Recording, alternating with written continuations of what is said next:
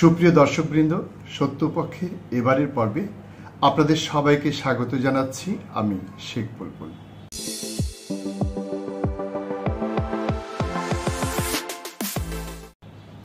প্রিয় দর্শক, আসুন শুরুতে আমরা একটি ভিডিও দেখে আসি। আমরা 2টা কি 2:30 নাগাদ একটা লাইভ দেখেছিলাম। এখানে পাশের একটা বিল্ডিং থেকে যেখানে বিমানটা ক্রাশ করে ওইখানে 2:30 নাগাদ একটা অ্যাম্বুলেন্স আসে এবং অ্যাম্বুলেন্স, আমাদের প্রশ্ন হচ্ছে, যখন মিডিয়া এটা প্রচার করে যে 8টার মধ্যে উদ্ধার কার্যক্রম শেষ, তখন 2টা বা 2:30টার দিকে কেন অ্যাম্বুলেন্স এখানে প্রবেশ করবে? এটা আমাদের প্রথম প্রশ্ন। দ্বিতীয় প্রশ্ন হচ্ছে, এখানে একটা ক্লাসরুমে 30+ শিক্ষার্থী থাকে, তো সরাসরি 2টা ক্লাসরুমে আঘাত হানছে বিমানটা, ঠিক আছে, যেটা ক্রাশ করছে। ওইখানে 60 জনের উপরে স্টুডেন্ট স্পট ডেড হতে পারে। সেখানে কিভাবে গণমাধ্যম কর্মীরা বা এখানে যারা উপস্থিত ছিল, কিভাবে আইএসপিআর কিভাবে বলে যে মাত্র 20 জন, ধাপে ধাপে 19 জন, 27 জনে গিয়ে ঠেকছে মৃত্যুর সংখ্যাটা? এটা কি তাদের এই সত্যটা কি তারা কেন গোপন করছে? তারা এই মিথ্যা কথা বলার কারণ কি স্যার? আমার এটা একটা দাবি। মৃত্যু সংখ্যা মানে ওনাদের লাভ কি? এখানে ওনাদের ফায়দা কোথায়? আপনারা সন্দেহ করছেন যে মৃত্যুর সংখ্যা লুকানো? অবশ্যই। এটা কি আপনার মনে হয় না? আপনি একজন গণমাধ্যম কর্মী, আপনি নিশ্চয়ই অবশ্যই গতকালকে ছিলেন, আমি আপনাকে এখানে দেখেছি এই মাঠে।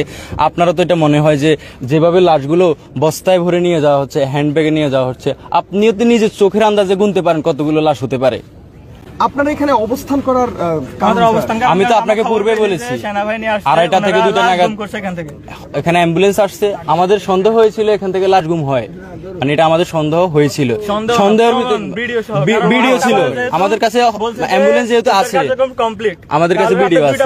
আমরা এখানে এসেছি, আমাদের ক্যাম্পাসটা, আমাদের যে ভাইয়েরা এখানে শহীদ হয়েছে, আমরা তাদেরকে শহীদ হিসেবে মানি এবং তারা শহীদ। আমরা তাদের লাশগুলোকে সেভ করার জন্য এখানে অবস্থান নিয়েছি। প্রিয় দর্শক, আপনারা দেখলেন মাইলস্টোন ট্র্যাজেডিতে যারা নিহত হয়েছে, সেই নিহতদের সংখ্যা নিয়ে কি ধরনের প্রশ্ন উত্থাপিত হয়েছে। মানুষের এই যে সন্দেহ, এটি একেবারেই অমূলক নয়। আমাদের দেশের বিগত সময়ের যে ইতিহাস, এটি তারই একটি ধারাবাহিকতার ফসল। 1952 সালে যখন রাষ্ট্রভাষা আন্দোলন হয়েছিল, তখনও হয়তো শহীদদের গুম করা হয়েছিল। আমরা তারই ছাপ লক্ষ্য করেছি মুনির চৌধুরী রচিত কবর নাটকে। আমরা জহির রায়হানের একটি লেখাতেও সেই বিষয়টি প্রত্যক্ষ করেছি। তারপর ধীরে ধীরে এদেশে যে সংস্কৃতি গড়ে উঠেছে, এদেশের পুলিশ প্রশাসন এবং জনগণের সাথে যে দূরত্ব তৈরি হয়েছে, তার প্রেক্ষিতে এই ধারণাটি জনমূলে বদ্ধমূল ছিল যে পুলিশ লাশ গোপন করে। পুলিশের পাশাপাশি এ ধরনের ঘটনায় মানুষ সরকার এবং ক্ষমতাসীন রাজনৈতিক দলকেও সম্পৃক্ত করে নেয়।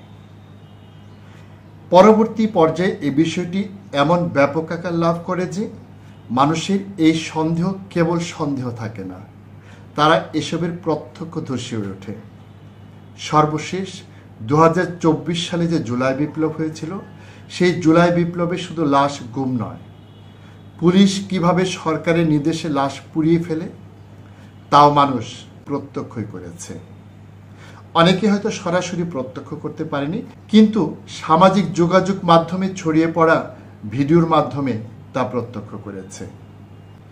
2024 সালের পট পরিবর্তনের পর এই সরকারের এমন কোনো কর্মকাণ্ড আমরা প্রত্যক্ষ করিনি যেখানে এভাবে লাশ গুম করার কোনো ঘটনা ঘটেছে, কিন্তু তারপরও অনেকেই সেটি সন্দেহ করছে এবং এই সন্দেহের কারণে মানুষ সেনাবাহিনীর সাথেও বিরোধে জড়িয়েছে।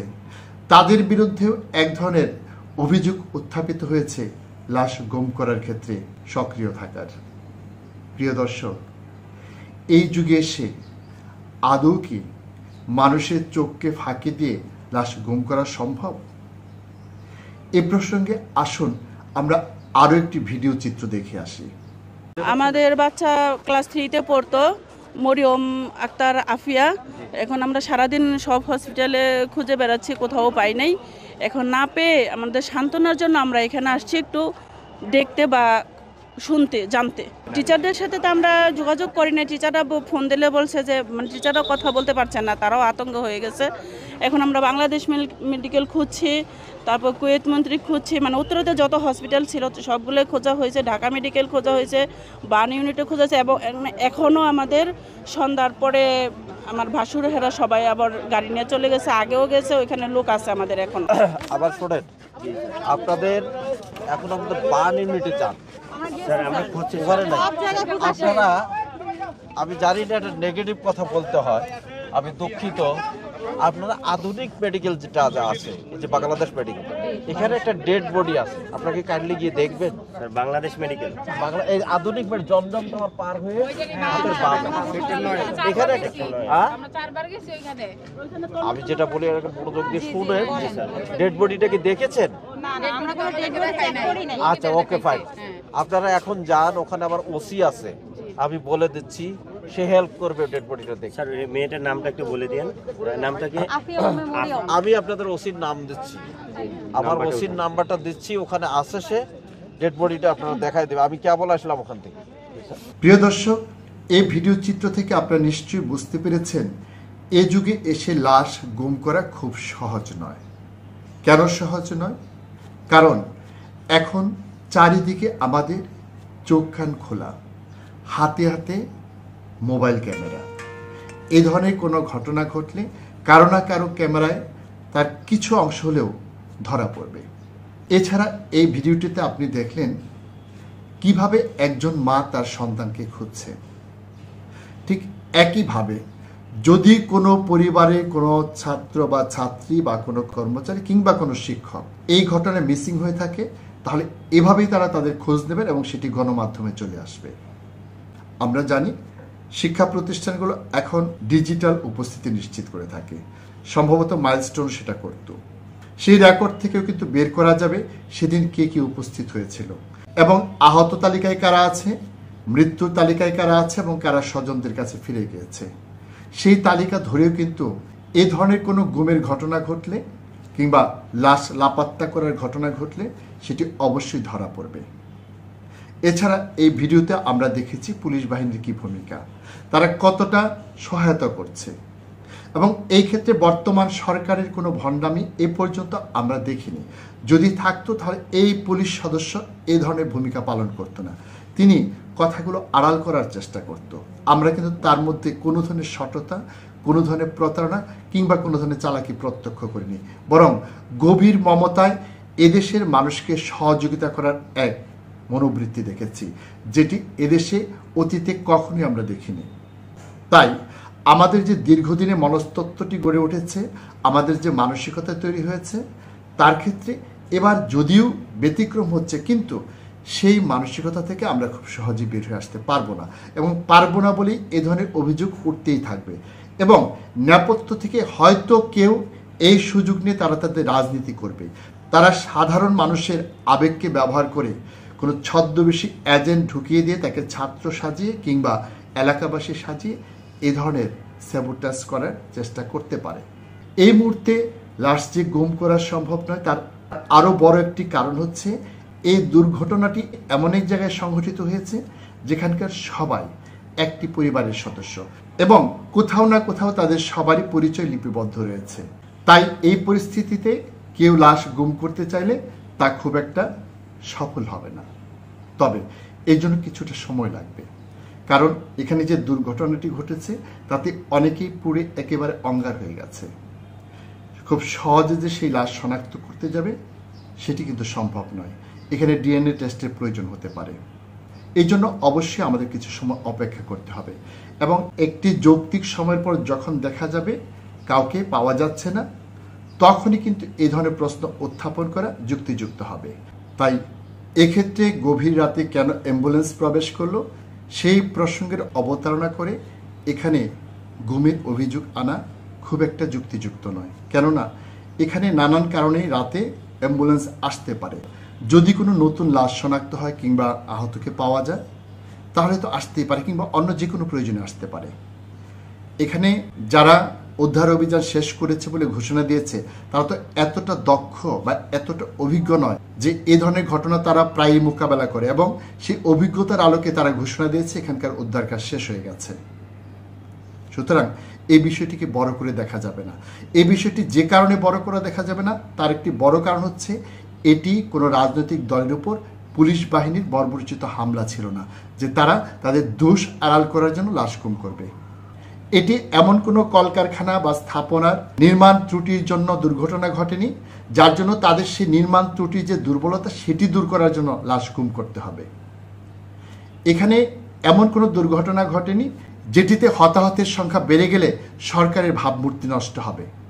তাই এখানে সরকারের পক্ষ থেকে এটি মোটেই জরুরি নয় যে এখানকার লাশের সংখ্যা কমিয়ে দেখাতে হবে কিংবা লাশ গুম করতে হবে, বরং এই সরকারের জন্য সেটাই জরুরি যারা হতাহত হয়েছেন তাদের জন্য দ্রুততম সময়ের মধ্যে কার্যকর ব্যবস্থা গ্রহণ করা, যারা আহত হয়েছে তাদের সুচিকিৎসার ব্যবস্থা করা, যারা নিহত হয়েছে তাদের লাশকে স্বজনদের কাছে বুঝিয়ে দেওয়া, এবং সম্ভবত সরকার সেটিই করছে। এই সরকারের দুর্বলতা থাকতে পারে, অদক্ষতা থাকতে পারে, কিন্তু তাদের সদিচ্ছার কোনো অভাব নেই। এই বিষয়টি আমাদের মাথায় রাখতে হবে। পাশাপাশি সরকারের বিরুদ্ধে যারা ষড়যন্ত্র করছে তারাও কিন্তু থেমে নেই। তারা একটি বিষয়ে অন্যদিকে ডাইভার্ট করে সরকারের সমালোচনার একটি ক্ষেত্র প্রস্তুত করতে পারে, এবং তার মধ্য দিয়ে মূলত এই সরকারের যতটা না ক্ষতি হবে তার চেয়ে বেশি ক্ষতিগ্রস্ত হবে যারা এখন অসুস্থ তারা এবং তাদের পরিবারবর্গ। উদ্ধার অভিযানে যখন মানুষের ভিড় সৃষ্টি হয়েছে তখন স্বাভাবিকভাবেই চিকিৎসা ব্যবস্থাকে ত্বরান্বিত করার জন্য সেনাবাহিনী হয়তো কোনো একটি অ্যাকশন নিয়েছে, সেটিকেও আমরা দেখেছি কেউ কেউ বিকৃতভাবে উপস্থাপন করেছে। দেশের কোনো ক্রান্তিকালে কোনো মানুষেরই উচিত নয় এ ধরনের পরিস্থিতিকে জটিল করে তোলা, বরং সব দিক থেকেই সবারই এক ধরনের সহযোগিতামূলক মনোভাব নিয়ে এগিয়ে আসা উচিত। আমরা এই ঘটনা বা সাম্প্রতিক সময়ের কোনো ঘটনায় সেনাবাহিনীর এমন কোনো ভূমিকা দেখিনি যা অন্যায্য বা অন্যায়। আমরা যদি গোপালগঞ্জের ঘটনাও বলি সেখানেও কিন্তু সেনাবাহিনীর ভূমিকা ছিল একেবারেই ন্যায্য, কারণ সেখানকার দুষ্কৃতিকারীরা যখন পুলিশকে একেবারে কোণঠাসা করে ফেলে, যখন তাদের কাছে পর্যাপ্ত গোলাবারুদ ছিল না, যখন তাদের সত্যিকার অর্থে আত্মরক্ষার কোনো সুযোগ ছিল না, তখনই কিন্তু সেনাবাহিনী সেখানে যায় তাদেরকে উদ্ধার করার জন্য। তাই এটিকে যারা বিকৃতভাবে উপস্থাপন করে দুষ্কৃতিকারীদের পক্ষে বয়ান উৎপাদন করছেন তারা সময়ের বিচারে একসময় অবশ্যই পরাজিত হবেন, কারণ শুভ শক্তিরই সবসময় বিজয় হয়, চূড়ান্তভাবে অশুভ শক্তি কখনোই টিকে থাকতে পারে না। তাই যারা গোপালগঞ্জে সেই ঘটনার মতো এই দুর্ঘটনাটি নিয়ে আগের মতো রাজনীতি করছেন তাদের প্রতি অনুরোধ থাকবে আপনারা মানুষের জীবন নিয়ে এ ধরনের খেলা করবেন না। একসময় দেখা যাবে সেই দুর্ঘটনার শিকার আপনি হতে পারেন বা আপনার পরিবারের সদস্য হতে পারেন। তখন যদি সেটি নিয়ে এ ধরনের নোংরা রাজনীতি করা হয় তাহলে সেক্ষেত্রে সবচেয়ে বেশি ক্ষতিগ্রস্ত হবেন আপনি এবং আপনার পরিবার। আমরা আশা করব ভালোকে ভালো, মন্দকে মন্দ, মিথ্যাকে মিথ্যা এবং সত্যকে সত্য বলে লাশ নিয়ে যে রাজনীতি দীর্ঘদিন ধরে আমাদের দেশে চলে আসছে সেটি যাতে আবার পুনরাবৃত্তি না হয় সেই পরিবেশটি আপনারা তৈরি করবেন। সুপ্রিয় দর্শক, এবারের মতো আমরা এখানেই শেষ করছি। আপনারা সবাই ভালো থাকবেন, সুস্থ থাকবেন। আল্লাহ হাফেজ।